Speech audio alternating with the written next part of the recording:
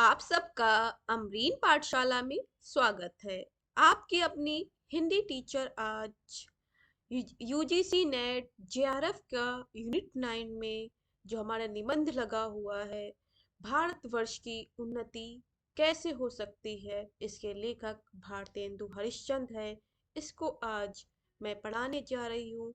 इसकी हम व्याख्या अच्छे से देखेंगे, क्या इम्पोर्टेंट पॉइंट्स हैं ये जानने की कोशिश करेंगे। तो बताती हुई ये निबंध जो है, भारतवर्ष की उन्नति कैसे हो सकती है, यह निबंध 1884 1884, याद रखिए सन 1884 में लिखा गया था। इसे भारतेंदु हरिश्चंद्र ने लिखा था। ये इनके मित्र थे भारतेंदु हरिश्चंद्र के। इन्हें उन्होंने इन्हें प्रोत्साहित किया, प्रेरित किया कि आप एक भाषण है जो पर होने वाला था, बलिया जिले में होने वाला था, एक मेला लगा हुआ था। तो उस भाषण के रूप में भारतवर्ष की उन्नति कैसे हो सकती है, इस टॉपिक इस विषय पे बोलना था। जब इन्होंने ये 1884 में ये बोल दिया, उसके बाद ये प्रकाशित हुआ था। ये सब चीज हम जानने की कोशिश करेंगे। तो इम्पोर्टेंट पॉइंट ये है कि कौन सी पत्रिका में प्रकाशित हुआ था। तो ये हरिश्चंद्र चंद्रिका में प्रकाशित हुआ था। तो आप इस तरह से लिख सकते हैं पॉइंट, छोटे छोटे पॉइंट्स में एक पेज का ही पॉइंट बनाएंगे, ज्यादा बड़े बनाने की कोशिश मत करिए। कि कौन सी पत्रिका में प्रकाशित हुआ था, हरिश्चंद्र चंद्रिका। और कब प्रकाशित हुआ था, 3 दिसंबर 1884, 1884, याद रखिए। भारतेंदु हरिश्चंद्र इसके लेखक है। इतना बस अभी लिखने की कोशिश करिए। और हम इसमें क्या क्या चीजें हैं, क्या किन का वर्णन किया गया, भारतवर्ष की उन्नति किस किस तरीके से हो सकती है, ये सारी बातें आगे हम जानने की कोशिश करेंगे। तो चलिए देखते हैं, हम पीडीएफ की तरफ चलते हैं और देखते हैं। यस। तो तो आपको पता है कि हिंदी निबंध विद्या के जनक, तो आपको ये प्रश्न भी इम्पोर्टेंट आपका एक बन सकता है कि हिंदी निबंध विधा जो है, उसके जनक, फादर ऑफ निबंध, फादर ऑफ ऐसे, हिंदी फादर ऑफ ऐसे जो बोले जाते हैं, कौन है, भारतेंदु। एक क्वेश्चन तो आपका ये भी पूछ सकते हैं, नेट जेआरएफ के लिए इम्पोर्टेंट पॉइंट है कि भारतेंदु हिंदी निबंध विधा के जनक है। और इनका जन्म 1850 को हुआ था, और 1885 मीन्स 1885 में इनकी मृत्यु हो जाती है। सिर्फ 35 साल ये जिंदा रहते हैं, जीवित रहते हैं, कितने, 35 वर्ष। लेकिन इन्होंने हमारे साहित्य में, हिंदी साहित्य में बहुत बड़ा योगदान दिया है। बहुत कुछ इन्होंने हिंदी गद्य में लिखा है। तो इसलिए भारतेंदु हिंदी गद्य की शुरुआत ही भारतेंदु युग से मानी गई है। तो इन्होंने 35 साल की उम्र में ही बहुत विख्याता प्राप्त कर ली थी। तो अब आगे जानने की कोशिश कर लेते हैं कि इस निबंध के बारे में इन्होंने क्या क्या लिखा है। एक एक पॉइंट इंपॉर्टेंट है बच्चों, बस इतना लिख लीजिए कि हिंदी निबंध विधा के जनक कौन है, भारतेंदु। 1850 में इनका जन्म हुआ था और मृत्यु 1885 में हो गई थी।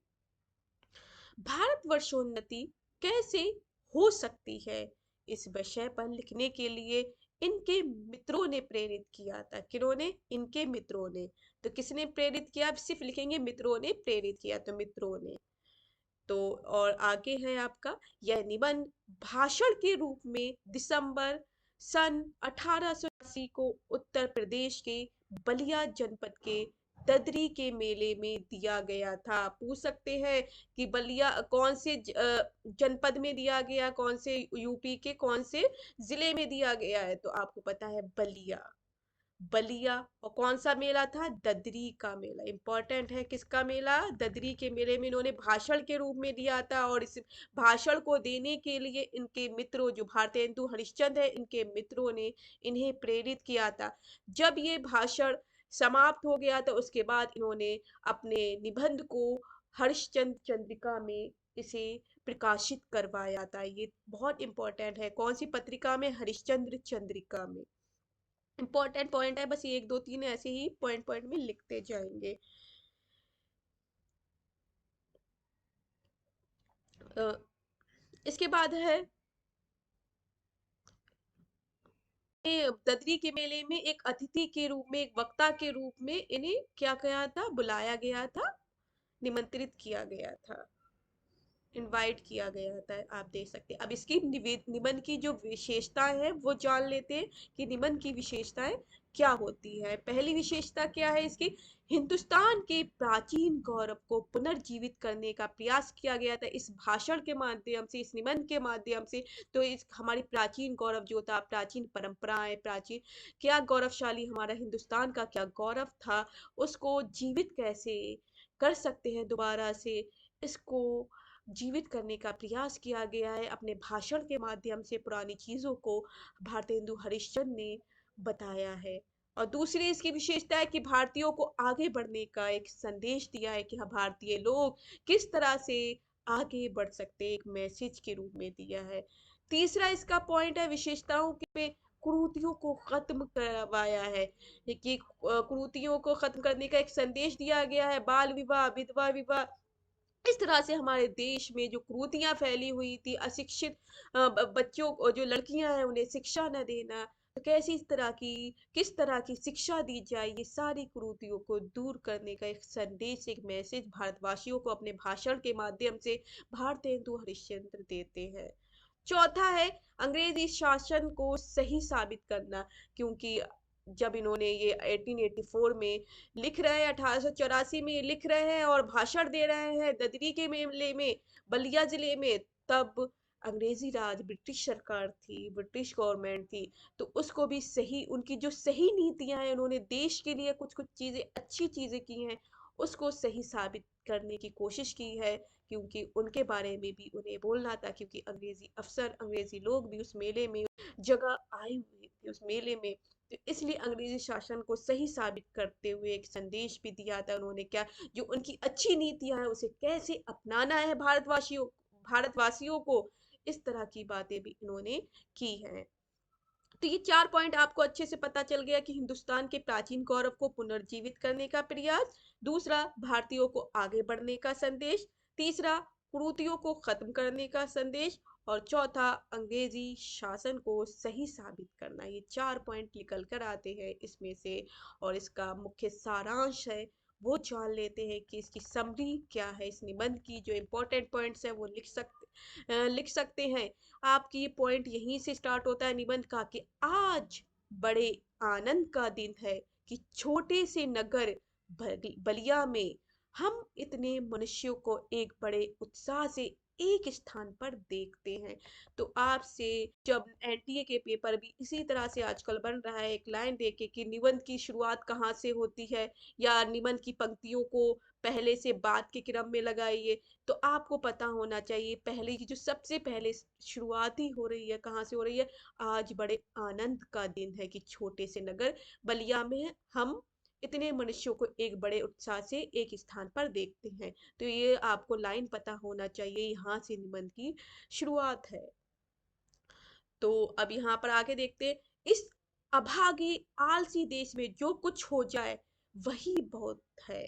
तो ये अब ये कहाँ पर हो रहा है निबंध, इन्होंने भाषण कहाँ दिया है, नगर बलिया में ददरी मेले, ये तो आप लोगों ने लिख लिया होगा, इंपॉर्टेंट पॉइंट था।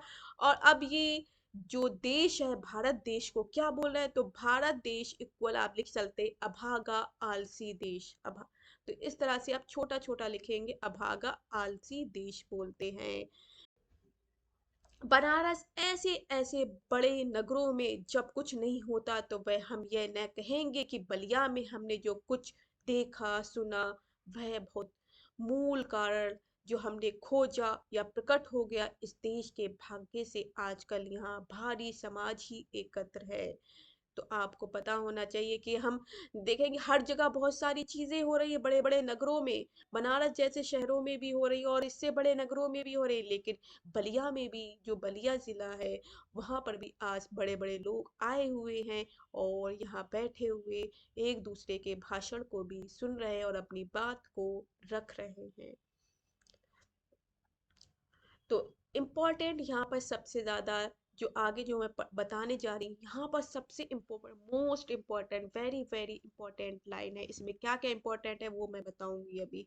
अब तो यहाँ पर अच्छे से कान खोलकर अपने खड़े सतर्क रख लीजिए और सुनने की कोशिश करिए। ये क्या इम्पोर्टेंट है यहाँ पर, यहाँ से क्वेश्चन बनते हैं और बने गए हैं, जो आप प्रीवियस ईयर्स उठाएंगे तो आप देखेंगे यहाँ पर। तो यहाँ पर रॉबर्ट साहब बहादुर, ऐसे कलेक्टर जहाँ हो, वहां क्यों ना ऐसा समाज हो जिस देश और काल में ईश्वर ने अकबर को उत्पन्न किया था, इसी में अबू फजल, बीरबल, टोडरमल को भी उत्पन्न किया। तो यहाँ पर रॉबर्ट साहब का नाम आया, आप देख सकते हैं। कलेक्टर बोले जा, रॉबर्ट साहब क्या है, कलेक्टर है। वहां पर क्या है, कलेक्टर है, आईएएस ऑफिसर जिन जैसी रैंक है उनकी। और यहाँ पर इन्होंने अकबर का नाम लिया है, अबुल फजल का लिया है, बीरबल और टोडरमल का नाम लिया। अब यहाँ पर कुछ लोगों की इन्होंने तुलना की है। तो रॉबर्ट साहब जो बहादुर हैं, तो बहादुर यहाँ पर अकबर है, तो रॉबर्ट की तुलना किससे की है, अकबर से की है। और इनके जो रॉबर्ट साहब के जो मुंशी है, जो काम करने वाले हैं उनके नीचे जो उनके मुंशी हैं, चतुर्भुज सहाय और बिहारी लाल, इनकी तुलना इन्होंने किससे की है वो बताने की कोशिश करती हूँ अब। कि जो चतुर्भुज सहाय हैं, इनकी तुलना अबुल फजल से करते हैं। तो अबुल फजल लेखनी में बहुत अच्छे कवि थे, इसी तरह से चतुर्भुज सहाय जो है बहुत सारी बातें अच्छी तरह से लिखते हैं। और बिहारी लाल जो है टोडरमल है, जो हमारा टोडरमल थे अकबर के, जो सरकारी जो खजाना कैसा रहेगा सारी देख रेख करते थे, तो वो सारी बिहारी लाल कर रहे हैं, उनके मुंशी बिहारी लाल कर रहे हैं। तो बिहारी लाल कौन हो गए, टोडरमल हो गए, और चतुर्भुज सहाय जो हो गए अबुल फजल हो गए।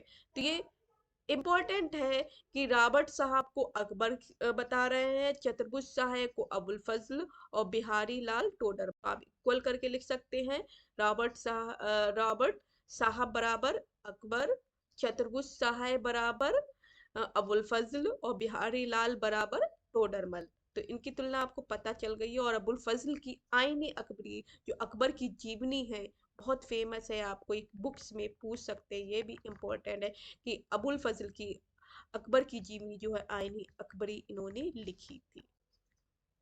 इम्पोर्टेंट लाइन थी, यहाँ तक मैंने आपको आशा है समझ में आ रहा हो कि रॉबर्ट साहब की तुलना अकबर से, चतुर्भुज सहाय की अबुल फजल से, और बिहारी लाल की टोडरमल से की थी। और अबुल फजल ने अकबर की जीवनी जिसका नाम है आईनी अकबरी लिखी है। यहाँ तक आपको समझ में आ गया होगा। अब आगे देखिए, यहाँ से हम स्टार्ट करते हैं। हमारे हिंदुस्तानी लोग तो रेलगाड़ी हैं, यद्यपि फर्स्ट क्लास, सेकंड क्लास आदि गाड़ी बहुत अच्छी अच्छी और बड़े बड़े महसूल ट्रेन में लगी है, पर बिना इंजन सब नहीं चल सकती। वैसे ही हिंदुस्तानी लोगों को कोई चलने चलाने वाला हो तो ये क्या नहीं करते। अब यहाँ पर बताया गया, इसमें इतना जान लिखिए कि हिंदुस्तानी लोगों को क्या बोला है, रेल की गाड़ी बोला है। तो हिंदुस्तानी लोग इक्वल रेल की गाड़ी, आप इस तरह से पॉइंट्स बनाइए। तो हिंदुस्तानी लोगों को इन्होंने रेल की गाड़ी बताया है, कि यहाँ पर फर्स्ट क्लास, सेकंड क्लास हर तरह के डब्बे मिल जाएंगे, और देखने में गाड़ी अच्छी भी लगती है, लेकिन बिना इंजन के ये गाड़ी, जो हिंदुस्तानी लोग हैं कैसे हैं, बिना इंजन के हैं, कैसे हैं पूछ सकते, बिना इंजन के हैं। मीन्स इन्हें चलाने के लिए कोई और चाहिए, जैसे ब्रिटिश सरकार अब हमारे हिंदुस्तान को चला रही है, तो वह इंजन ब्रिटिश सरकार है सकती।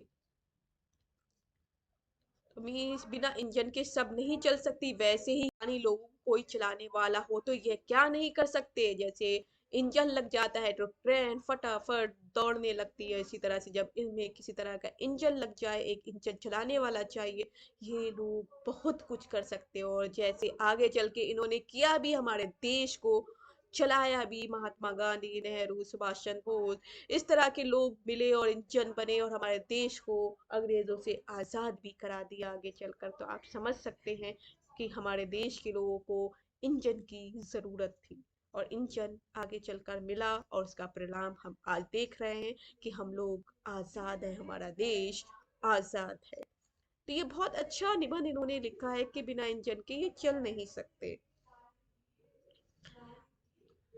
आगे पॉइंट निकल के आता है, इनसे इतना कह दीजिए का शुभ शादी रही बलवाना। फिर देखिए हनुमान जी को अब कैसे आ जाता है। सो बल कौन याद दिलावे मी, सो बल मतलब वो बल कौन याद दिलावे इन लोगों को मी, जिस तरह से हनुमान जी अपनी शक्ति को भूल गए थे और फिर उन्हें अपने रावण के युद्ध से पहले उन्हें याद, अंजनी पुत्र हनुमान को उनकी शक्ति याद दिलवाई थी और फिर वो समुद्र तक लाग गए थे। तो काश शुभ शादी रहा बलवाना, इसी तरह से हमारे देशवासियों को भी उनके एक शक्ति को याद दिला दो, फिर उनका बल देखो वो क्या से क्या कर सकते हैं। तो ये याद रखिए, काश शुभ शादी रहा बलवाना। पूछ सकते हैं कौन से निबंध में पंक्ति आई थी, तो काश शुभ शादी रहा बलवाना कौन से निबंध की है, भारत वर्षोन्नति हो सकती है निबंध में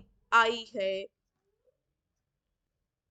अब किसके संदर्भ में है, हनुमान जी की शक्ति याद दिलाने के संदर्भ में है, वैसी शक्ति याद दिलाने के संदर्भ में है। याद रखिए ये पॉइंट, इस तरह के क्वेश्चन आपको बनाए जाएंगे। एनटीए इसी तरह से क्वेश्चन पूछ भी रहा है। हिंदुस्तानी राजे महाराजे, नवाब, रईस या हकीम राजे महाराजों को अपनी पूजा भोजन झूठी गप से छुट्टी नहीं। मतलब यहाँ बता रहे जो हिंदुस्तान के राजा महाराजा लोग हैं, नवाब हैं, रईस हैं, हाकिम हैं, जो हाकिम जो प्रशासनिक अधिकारी हैं, जो अधिकारी वर्ग है, सब सभी लोगों को अपने पेट पूजा से, भोजन से, दूसरों की प्रशंसा से, दूसरों से बात बातचीत करने में इतने मस्त है, उन्हें छुट्टी नहीं है कि देश में क्या हो रहा है, लोग गरीब वर्ग की क्या स्थिति है, जनता की क्या स्थिति है, आर्थिक स्थिति क्या है, देश किस ओर जा रहा है। इनको अपने में ही ऐसे लोग जो हिंदुस्तान के राजा महाराजा हैं, वो अपने आप में ही क्या है, मगन है, वो नीचे की ओर देख ही नहीं रहे हैं। तो ये आपको पता होना चाहिए किस तरह का ये निबंध है, आपको अच्छे से समझ में आ रहा है।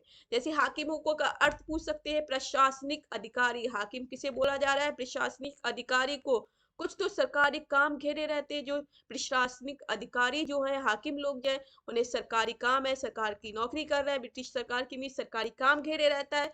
कुछ कुछ बाल बच्चे हैं, उनके अपने घर वालों को देखते हैं कि घुड़दौड़ में लगे रहते हैं, थिएटर सिनेमा एमा देखने में लगे जाते हैं। मतलब उनका समय क्या है, बस सरकारी काम करना, देश के लिए कुछ नहीं सोचना, अपने फिल्में देखना, मूवीज देखना, थिएटर जाना और अपने घर में दे रहना। और जो अगर समय मिला भी बचा भी तो उनको क्या ग्रह है, क्या हर्ज है कि हम गरीब गंदे काले आदमियों से मिलकर अपना अनमोल समय खोए। जैसे लोग हैं, हम गरीब लोग हैं, गंदे लोग हैं, काले हैं आदमी हम जैसे भारतवासियों से उनको कोई भी मतलब नहीं है। तो यहाँ पर क्वेश्चन पूछ सकते हैं कि भारतवासियों को कैसा बताया गया है, गरीब बताया गया है, गंदे बताया गया है, काले। तो भारतवासियों को भारतेंदु किस तरह से संबोधित कर रहे हैं, गरीब गंदे काले आदमी मिलकर अपना समय क्यों खोएंगे। बस यही मसल रही खाली, बस यही चीज एक खाली रही है। ये चीजें आपको अच्छे से माइंड में बैठानी होंगी, किस तरह से लोग काम कर रहे हैं, कोई हमारे देश की उन्नति नहीं कर रहा है।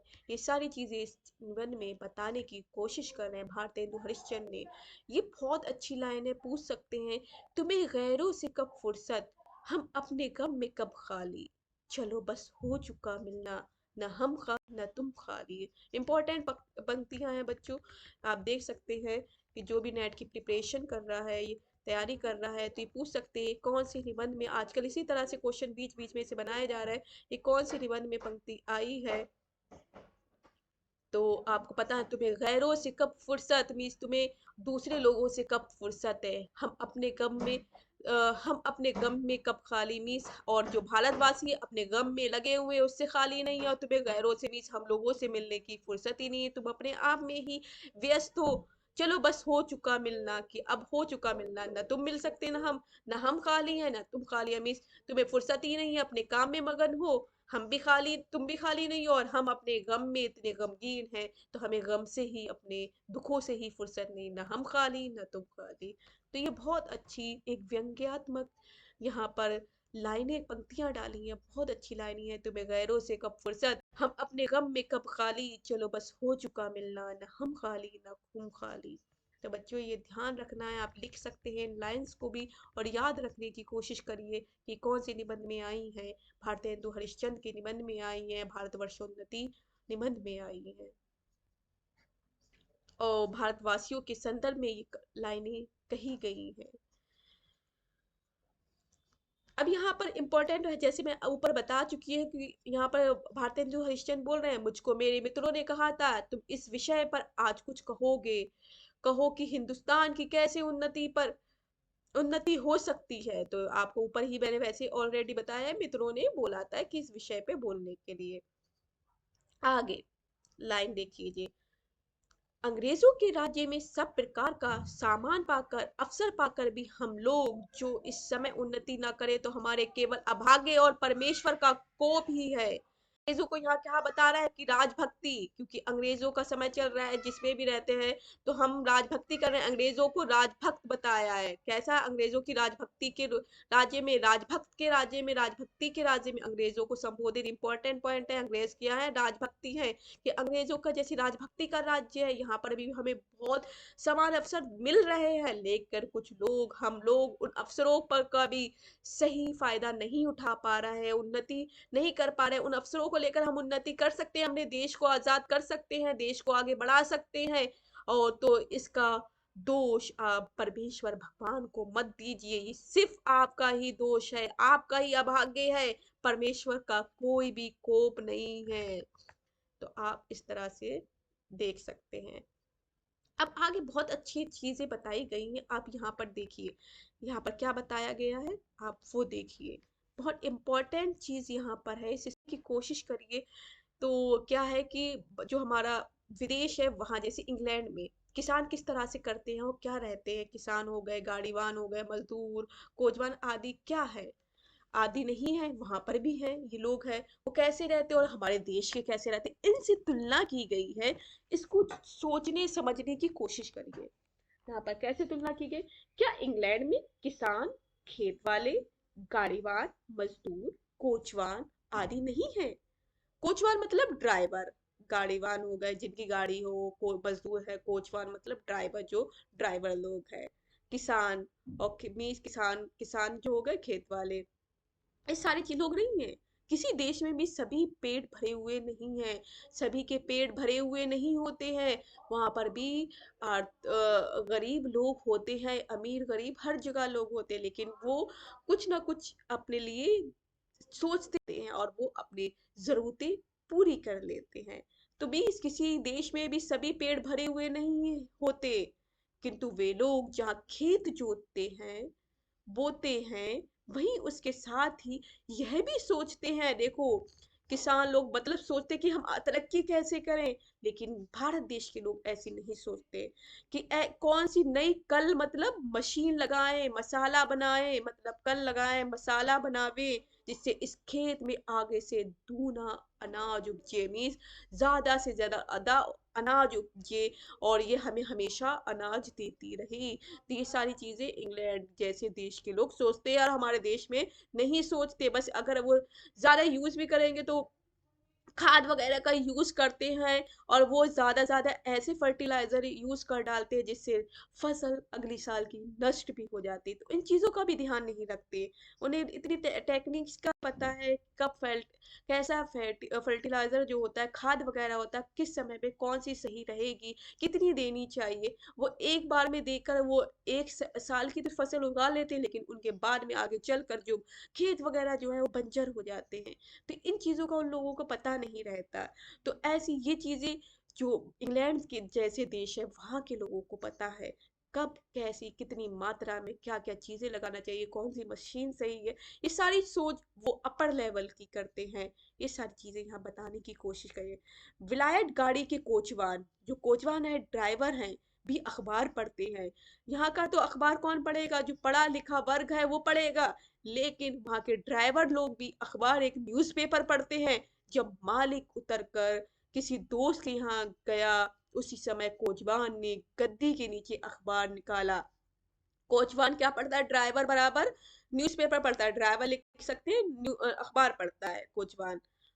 ठीक है, तो खाली समय में वो नॉवेल्स पढ़ेगा, अखबार पढ़ेगा, बहुत सारी चीजें इसी तरह से वो करने की कोशिश करेंगे। लेकिन भारत देश के लोग क्या करते हैं, इससे तुलना की गई है, क्या करते हैं, ये क्वेश्चन बोल सकते हैं कि अ, जो जो इंग्लैंड के हैं कोचवान वो क्या करते हैं, और भारत देश के कोचवान क्या करते हैं। इस तरह से एंटी क्वेश्चन आपको जो लंबी लंबी लाइनों में आजकल वाक्य में दे रहा है ना, इस तरह से पूछ सकता है। तो यहाँ रखिए, कोचवान अखबार पढ़ते हैं और भारत देश के क्या करते हैं वो देखते हैं।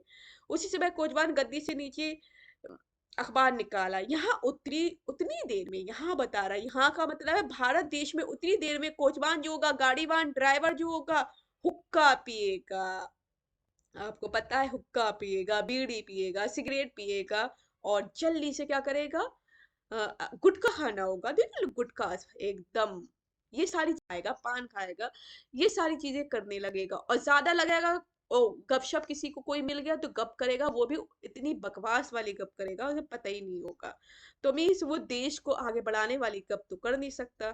तो मतलब अपना टाइम जो है वेस्ट करने वाली बातें, समय व्यर्थ करने वाली बातें ये करते हैं, लेकिन अच्छी चीजें नहीं कर सकता। तो आपको पता चलेगा, हुक्का पिएगा, हमारे देश का जो कोचवान होगा ड्राइवर हुक्का पिएगा, वहां का ड्राइवर जो होगा वो अखबार पढ़ेगा। और अगर यहाँ का देश का गप करेगा भी, तो उसको गप भी निकम्मी वाली करेगा। कैसा करेगा, निकम्मी। इंपॉर्टेंट पॉइंट है, यहाँ से क्वेश्चन बनेगा, यहाँ से लाइन उठा देगा वो, तो निकम्मी करेगा।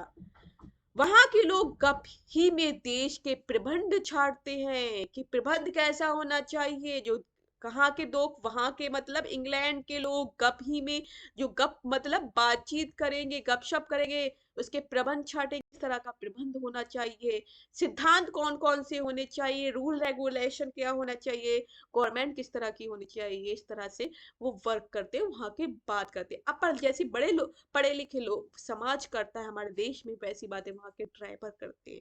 तो किस तरह का वहां का समाज है, कितना ऊंचा समाज है, ये देख सकते हैं। सिद्धांत यह है कि वहां के लोगों का यह सिद्धांत है कि एक क्षण भी व्यर्थ न किया जाए। छिन का मतलब है क्षण, तो एक क्षण भी व्यर्थ न किया जाए, उसके बदले यहाँ के लोगों को जितना निकम्मापन हो उतना ही बड़ा अमीर समझा जाता है। कि मतलब वहां के लोग एक क्षण भी, एक पल भी, एक सेकंड भी व्यर्थ नहीं करते, बर्बाद नहीं करते। लेकिन यहाँ के लोगों को जितना समय मिलता है वो निकम्मेपन में अपना बर्बाद कर देते हैं। आलस से यहाँ इतना बढ़ गया कि मलूक दास ने भी दोहा बना डाला। हमारा मलूक दास है, एक कवि मलूक दास हैं, आदिकाल के कवि हैं मलूक दास। तो आप देख सकते हैं उन्होंने क्या एक बना दिया, मलूक दास ने वो बना दिया है दोहा। अजगर करे न चाकरी, पंछी करे न काम, दास मलूका कहे गए सबके दाता राम। मीन्स पंच अजगर ना करे चाकरी, पंछी करे न गए। तो आलस पे एक दोहा इन्होंने बनाया है। आलस को कितना बढ़ गया है कि आलसी लोग हो गए हमारे देशवासी। तो उसके ऊपर कि अजगर ना करे चाकरी, पंछी न, अजगर और पंछी किसे बोल रहे हैं, हमारे देश के लोगों को बोल रहे हैं, देशवासियों को बोल रहे हैं कि अजगर ना करे चाकरी, में कोई काम नहीं कर रहे, नौकरी नहीं कर रहे, और पंछी भी कोई काम नहीं कर रहे। और मतलब है कि जब ऐसी रही बस, ये लोग क्या कह रहे हैं कि सबके दाता राम है भगवान, ये सारी चीजें भगवान ने ही की है, और हम हाथ पैर रखे हुए बैठे रहेंगे। तो ये अजगर करे ना चाकरी, पंछी करे ना काम, दास मलूक है गए सबके दाता राम। भाइयों, अब अगला है, भाइयों राजा महाराजा का मुंह मत देखो, मत यह आशा रखो कि पीड़ित जी कथा में ऐसा उपाय बतलाएंगे, कि जी कथा में ऐसा उपाय बतलाएंगे कि देश का रुपया और बुद्धि बढ़े। तो मतलब यहाँ बताने की कोशिश कर रहे हैं क्या, अभी हम इसे अच्छे से समझाएंगे आपको। तुम आप ही कमर कसो, आलस्य छोड़ो, कब तक अपने को जंगली हूस मूर्ख, क्या जंगली हूस मूर्ख बोदे डरपोक पुकरवाओगे। दौड़ो इस दौड़ में, जो पीछे पड़े तो फिर ठिकाना नहीं है। तो बच्चों, आपको पता चल रहा होगा जो नेट की प्रिपरेशन कर रहे हैं, तो यहाँ बता कि यहाँ कह रहे हैं कि भारतवासियों, जो बड़े लोग हैं राजा महाराजा का, उनके उनका मुंह मत देखो, उनकी तरफ मत देखो, मत यह आशा रखो उनसे, कोई भी एक होप मत रखो, आशा रखोगे कि वो आपकी कोई सहायता करेंगे। रखो कि पंडित जी कथा में ऐसा उपाय बताएंगे कि कोई पंडित है या कोई कथा में ऐसा उपाय मिल जाएगा कि आप कुछ भी कर डालेंगे। नहीं, हमारे कर्म का ही फल हमें मिलेगा। अगर हम कर्म करेंगे तभी हमें फल मिलेगा। ये बताने की कोशिश रखिए कि पंडित जी कोई भी कथा में उपाय नहीं मिलेगा इस तरह से कि देश की रुपया और बुद्धि कैसे बढ़ेंगे, बतलाएंगे कि देश का रुपया, हमें कर्म से ही देश का रुपया भी बढ़ेगा और बुद्धि भी बढ़ेंगे। हम कोई काम करेंगे उन्नति के लिए तभी हमारा देश का रुपया बढ़ेगा और बुद्धि भी बढ़ेगी। आज शिक्षा पाएंगे तो बुद्धि बढ़ेगी और शिक्षा पाएंगे तो देश का रुपया भी बढ़ेगा। तुम आप ही हे भारतवासियों, मतलब तुम आप ही का मतलब है हे भारतवासियों, अपने आप ही कमर कस लो, तैयार हो जाओ हर पल के लिए कि आलस को छोड़ दो। कब तक अपने को क्या कहलवाओगे कि तुम जंगली हो, जानवरों की तरह है, जंगल में रहते हो, बिना नियम के इधर से उधर चलते रहते हो। होश हो, होश का मतलब है तुम्हें किसी चीज का पता ही नहीं है, एकदम होश हो, मूर्ख हो, बेवकूफ हो, बोधे मतलब कमजोर हो, तुम ये चीज नहीं हो, डरपोक कहलवाओगे। कब तक इन लोगों से ये चीजें करवाते रहोगे, पुकरवाओगे। दौड़ो इस घुड़दौड़ में, ऐसी दौड़ में जैसे अंग्रेजी ब्रिटिश सरकार दौड़ रही है, उस दौड़ में दौड़ो जहां शिक्षित वर्ग दौड़ रहा है, वैसी दौड़ में दौड़ो। जो पीछे पड़े तो फिर ठिकाना ही नहीं, ऐसे कि किसी की जिस तरह से कुत्ता किसी के पीछे पड़ जाए तो पड़ ही जाता है, उसी तरह से ऐसी दौड़ में दौड़ जाओ कि आपको जो पाना हो, जो बनना हो, वो आप अपना गोल अचीव कर पाए। ऐसी दौड़ में दौड़ते रहना है, उसका ठिकाने जैसे जैसे आपका क्या दौड़ है इस समय कि आपको नेट जेआरएफ लेना है तो लेना ही है। ऐसी दौड़ में हमेशा अपना बस एक गोल बना के रखना है कि नेट जेआरएफ, तो ऐसी दौड़ में दौड़ो कि आपको नेट और जेआरएफ आपका मिल ही जाएगा। तो उस तरह से आप इस तरह से अपने काम में जी तोड़ मेहनत करते जाओ। बहुत अच्छी लाइन है, बहुत अच्छा निबंध है बच्चों। आगे देखिए, इंपॉर्टेंट है, यहाँ पर भी देखिए क्या लिख, यहाँ पर क्या बोलते हैं, यहाँ पर आ गए हम। सब उन्नतियों का मूल धर्म है। सब उन्नतियों का मूल क्या है, सब जितनी भी उन्नति है उनका मूल धर्म क्या है, मूल धर्म है। इसमें सबसे पहला धर्म है उन्नति करनी उचित है। हम जितनी उन्नति करेंगे तो हमारे देश के लिए भी उतना अच्छा होगा, हमारे घर में भी उतनी ही रौनक देखने को मिलेगी। यही त्योहार ही तुम्हारी म्यूनिसिपॉलिटी है। म्यूनिसिपॉलिटी का मतलब है नगर पालिका। नगर पालिका जो होती है, जो देख रेख करती है घर सारी चीजों का, आपके शहर की देख रेख किस तरह से, कहाँ व्यवस्था कैसी होनी चाहिए। तो म्यूनिसिपॉलिटी का मतलब न यही त्योहार ही, जो त्योहार है वही आपकी नगर त्योहार क्या है, त्योहार बराबर म्यूनिसिपॉलिटी। और आप ब्रैकेट में लिखेंगे नगर पालिका, ये पूछ सकते हैं। और उन्नतियों का मूल धर्म क्या है, उन्नति करना। सबसे पहला धर्म है उन्नति करना, पूछ सकते हैं सबसे पहला धर्म क्या होगा, तो पहला धर्म बराबर उन्नति, इतना लिख लो। अगला है कुलीन प्रथा, बहुविवाह आदि को दूर करने की बात की गई है। जो कुरीतियां हैं हमारे देश में उसे दूर करने की बात की गई है कि लड़कियों को शिक्षा देने की बात की गई है, जो अशिक्षित लड़कियां हैं, क्योंकि अगर हमारी लड़कियां ही पढ़ेंगी तभी हमारा देश भी आगे बढ़ेगा। कि लेकिन लड़कियों की शिक्षा कैसी होनी चाहिए उस पर बात कर लेते हैं कि उन्होंने लड़कियों की शिक्षा के बारे में क्या बोला है भारतेंदु हरिश्चंद्र ने, वो जानने की कोशिश कर लेते हैं। लड़कियों को लड़कियों भी पढ़ाइए, किंतु इस चाल में नहीं जैसे आजकल पढ़ाई जाती है। मतलब है इस चाल में नहीं जैसे आजकल पढ़ाई जाए, जिससे उपकार के बदले बुराई मिले, मीन्स उपकार के बदले बुराई ही मिले।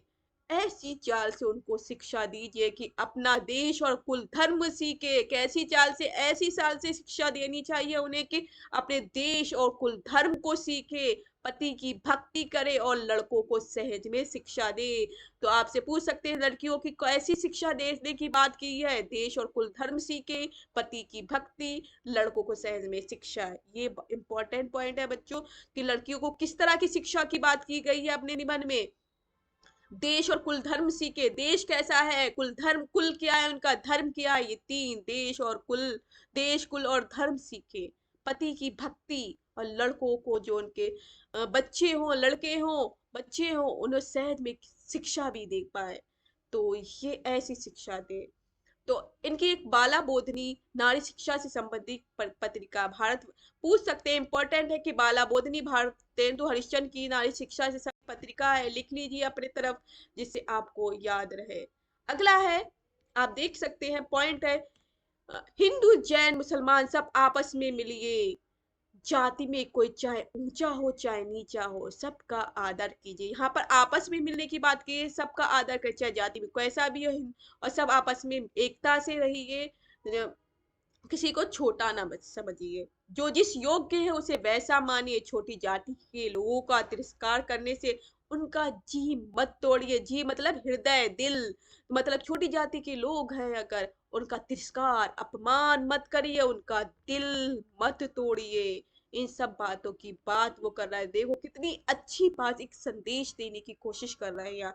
सब लोग आपस में मिलिए, सब एक है, हिंदू मुस्लिम सब भाई भाई, हिंदू मुस्लिम सिख ईसाई आपस में सब भाई भाई, यह एक नारा होना चाहिए कि सब लोग आपस में रहे। ये मेल मिलाप जहाँ पर हो चल रही है कि हिंदू मुस्लिम को अलग समझा जा रहा है, सारे लोग दूसरी कम्युनिटियों को अलग समझा जा रहा है, उन सबको ये समझना चाहिए कि हम भारत देश के लोग हैं, एक जगह रह रहे हैं, सब आपस में ही भाई भाई हैं, एकता बनाए रखना चाहिए। ये सारी चीजें यहाँ पर देखो कितनी अच्छी बात भारतेंदु हरिश्चंद्र लिख रहे हैं।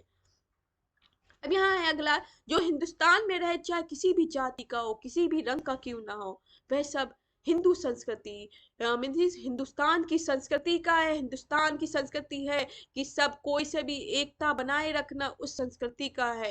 हिंद और हिंदू मतलब हिंदू, हिंदू का मतलब यहाँ पर वो नहीं किसी धर्म से नहीं लिया है, हिंदुस्तान के लोगों से है।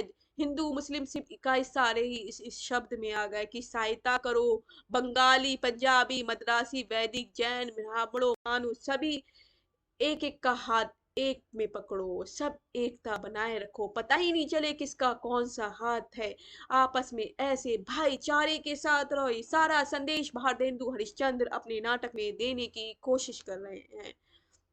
अब बोल रहे हैं यहाँ पर, भाइयों अब तो नींद से जाग जाओ, एकता में आ जाओ और अपने देश की सब प्रकार से उन्नति करो। परदेसी भाषा जो है, दूसरे देश की भाषा अंग्रेजी आ गई है, परदेसी वस्तुओं का भरोसा मत रखो, अपने में अपनी भाषा में उन्नति करो। मीन्स अपने में ही, अपने देश की भाषा में ही, हमारे देश की भाषा हिंदी है, हिंदी में ही उन्नति करो। परदेसी भाषा परदेसी वस्तुओं, पूछ लो कि किसको नकारने की बात की गई है, परदेसी भाषा को, परदेसी वस्तु को भरोसा नहीं रखने की बात की गई है, उन्हें मत अपनाओ, अपनी भाषा में ही उन्नति करने की बात कही। कौन सी भाषा में उन्नति करने की बात कही? इस हिंदी भाषा में ही, अपनी भाषा में ही उन्नति करने की बात कही है। इसकी लाइन भी बहुत अच्छी है, पूछ सकते हैं कि किस पंक्ति कौन से निबंध की पंक्ति है? निज भाषा उन्नति है सब उन्नति का मूल, बिन निज भाषा ज्ञान के मिटत ना ये का सूल। कि निज भाषा, अपनी भाषा से ही सब उन्नति, उन्नति का धर्म है, सब मूल में हमारी देश की भाषा ही उन्नति कर सकती है। बिन निज भाषा ज्ञान के, अगर हमें अपनी भाषा का ज्ञान ही हो गए तो कोई भी कांटा भी दिल से, एक कांटा भी, सूल भी, पत्थर भी नहीं निकाला जा सकता है। यहीं पर ही हमारा निबंध समाप्त हो रहा है। कुछ जानकारी के लिए निबंध है, 1 मिनट बच्चों।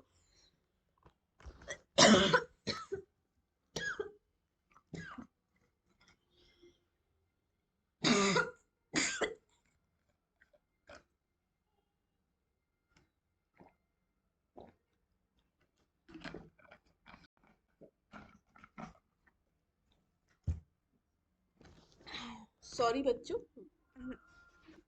यस, तो यहाँ पर कुछ जानकारी आपको दी गई है। क्या जानकारी है? बहुत इंपॉर्टेंट है, निबंध है इन लोग भारतेंदु हरिश्चंद्र के, इम्पोर्टेंट निबंध है बच्चों। ये आपके पूछे भी गए हैं, आप देख सकते हैं कुछ 2-3 निबंध यहाँ पर आपके एनटीए में ही पूछे गए हैं। कुछ और भी पूछ सकता है इस बार। एक तो आपको पता ही है निबंध जो हमने पढ़ा है भारतवर्ष की उन्नति, एक दिल्ली दर्पण दर्पण भी है आपका, आपके एनटीए सिलेबस में लगा हुआ है। बादशाह दर्पण आपका, ये अभी प्रीवियस ईयर में पिछले साल 2023 में आपका बादशाह दर्पण पूछा गया है। बादशाह दर्पण किसका है? भारतेंदु हरिश्चंद्र का है। बाकी भी आपको यहाँ पे वैश्रव्य और भारतवर्ष भी पूछा गया है आपका, तो बहुत सारे यहाँ पर पूछे गए हैं। तो आपको ये सारे याद होंगे सारे, तो आप एकदम पहचान के लिखते हो वहां पर, क्योंकि आजकल बहुत सारे लेखक को जोड़कर, मतलब चार चार या पांच लेखक को जोड़कर आप पांच निबंध में देकर आपको पूछ सकते हैं ये किस किस का निबंध है, आप मिलाइए। तो आजकल मिलान वाले क्वेश्चन आ रहे हैं, तो आप उसमें देख लीजिए। कश्मीर कुसुम क्या होगा? कश्मीर कुसुम, बादशाह दर्पण, तदिये सर्वस्व। तीन निबंध हो गए, कश्मीर कुसुम, बादशाह दर्पण, तदिये सर्वस्व। इंपॉर्टेंट है बच्चों, बहुत मोस्ट इंपॉर्टेंट, आप लिख लीजिए कि यहाँ से एक नंबर आपका बन सकता है। तो ये चीज आपको याद होनी चाहिए। वैश्रवता और भारतवर्ष, तदीय सर्वस्व के बाद भारत, वैश्रवता और भारतवर्ष। फिर आ गया संगीत सार, जातीय संगीत, वैजनाथ की यात्रा, वैजनाथ की यात्रा। पांचवें पैगंबर कौन है? अंग्रेजी स्रोत, अंग्रेज के स्रोत। स्वर्ग में विचार सभा का अधिवेशन, स्वर्ग में विचार सभा का अधिवेशन और दरबार दर्पण। ये निबंध है, एक बार फिर से बोल देती हूँ। तो कश्मीर कुसुम, बादशाह दर्पण, तदीय सर्वस्व, वैष्णवता और भारतवर्ष, संगीत सार, जातीय संगीत, वैजनाथ की यात्रा, पांचवें पैगंबर, अंग्रेज स्रोत, स्वर्ग में विचार सभा का अधिवेशन, दिल्ली दरबार दर्पण। ये सारे निबंध आपको पता चल गए। सारे निबंध याद करने की कोशिश करिए। आप लोग बच्चों कैसे याद कर सकते, नहीं हो जाते। हर तरह के लोग यहाँ पर हैं, क्लास में देख रहे होंगे। एक तो बहुत इंटेलिजेंट, मतलब अपर जिसे एकदम याद हो जाए, कुछ लोग याद नहीं होते, तो दो दो करके रात के समय आप सोने से पहले मतलब निबंध की सीरीज उठा लीजिए। और जितने भी इम्पोर्टेंट, मैं एक ट्रिक बता रही हूँ, जितने भी निबंध हैं, जितने भी राइटर हैं निबंध के, तो दो दो तीन तीन चार चार बार पढ़ के एक राइटर को ही लीजिए, उनके चार पांच ऐसे ही याद कर लीजिए, और फिर सुबह उठ के उन्हें दो तीन बार देख लीजिए, चार पांच, रात को 10 बार कम से कम और सुबह उठ के 10 बार। इस तरह से आपकी बहुत सारी चीजें बैठ जाएंगी। ऐसे आप पढ़ेंगे कुछ कश्मीर कुसुम, बादशाह दर्पण, तदीय सर्वस्व, इसे 3 बार पढ़ दिया। फिर वैष्णव और भारतवर्ष, इसे बड़ा चाहे तो इसे 2 बार पढ़ दिया। फिर संगीत सार, जातीय संगीत, संगीत सार, जातीय संगीत, वैद्यनाथ की यात्रा, कि वे पैगंबर, अंग्रेज शोध, स्वर्ग में विचार सभा का अधिवेशन, दिल्ली दरबार दरबार। इसे 8-10 बार इसी तरह से पढ़ते रहेंगे एक बार में, तो आपको समझ में आ जाएगा, ये इनके डिपेंड है, माइंड में एक बार बैठ जाएगा। वैसे ही याद नहीं होंगे तो एकदम देखते ही तो लगा देंगे कि ये भारतेंदु हरिश्चंद्र के निबंध है। तो आशा है कि आपको निबंध भारतवर्ष की उन्नति कैसे हो सकती है ये समझ में आया होगा। और अभी हमारी निबंध की सीरीज चलेगी, इससे पहले भी हमारी सीरीज चली हुई है बच्चों, कविता की सीरीज चली हुई है, कहानियों की हमने पूरी 21 कहानियां मैंने पूरी की पूरी जिस तरह से है वो पढ़ाई हुई है, वो जाके प्लेलिस्ट में देखिए। उपन्यास की मैंने समरी करी हुई है, पूरी प्लेलिस्ट बनाई हुई है, आप वो देखिए। और एक हमने हिंदी साहित्य के इतिहास पूरा का पूरा पढ़ाया हुआ है आपका, वो जाके देखेंगे, आपके लिए बेनिफिट रहेगा। और मैंने उसकी प्रश्नोत्तरी भी कराई हुई है दूसरी सीरीज बना के, प्रश्न मॉडल पेपर की। तो अब ये सारी चीजें one by daily one one एक टाइम टेबल बना के देख सकते हैं, जिससे आपको ये लाभदायक सिद्ध होगी। और अपने दोस्तों को जरूर शेयर करवाइए, जिससे उनको भी इस क्लास का फायदा हो। और किसी को भी कोई डाउट हो वो मुझे मैसेज कमेंट बॉक्स में कमेंट कर सकता है, किस पे क्लासेस चाहिए आगे, तो वो भी बता सकता है, जिससे मैं आपको और क्लासेस प्रोवाइड आगे भी करवाऊँ। अभी तो हमारी यूनिट 9 की चल रही है, तो ये सीरीज चलेगी। बाकी मैं यूनिट आपका 10 जो है उसकी भी कुछ क्लासेस मैंने करवाई हुई है अच्छे से, पूरी पूरी वो देख लेंगे। बाकी कुछ समरी, कुछ वीडियोस बची हैं, कुछ समरीज हैं, तो उसकी समरी मैं करवा दूंगी, आपकी यूनिट 10 भी कंप्लीट हो जाए, तो आपकी सारी चीज़ें मेरी क्लास में मिल जाएंगी, वीडियो मिल जाएंगी। और जिन बच्चों ने अभी तक हमारे चैनल को सब्सक्राइब नहीं करा है, हमारे चैनल को सपोर्ट करिए, जिससे आपको अच्छे से अच्छे चीज़ें मिल जाए। अपने ग्रुप में शेयर करिए, अभी नया चैनल है, अगर ग्रो करेगा और आपको भी नई चीज़ें और चीज़ें भी पढ़ने का मौका मिलेगा, जिससे मैं आपके साथ कनेक्ट रह पाऊंगी। तो bye bye, take care, have a nice day, जहाँ रहें खुश रहें, आबाद रहें। जय हिंद, जय भारत।